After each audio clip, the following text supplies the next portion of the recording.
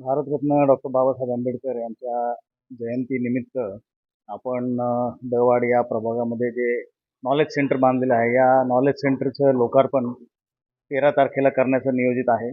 माननीय उपमुख्यमंत्री साहेब आणि त्याचबरोबर बरेचसे मंत्री महोदय व इतर अधिकारी पदाधिकारी यासाठी उपस्थित राहणार आहे आणि सध्या याची पूर्व आढावा म्हणून आम्ही या ठिकाणी पाहणी करत आहोत.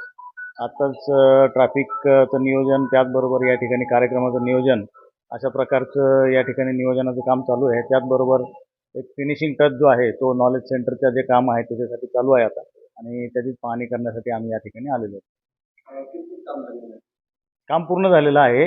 आता कामाची तयारी, उद्या कार्यक्रमाची तयारी चालू आहे.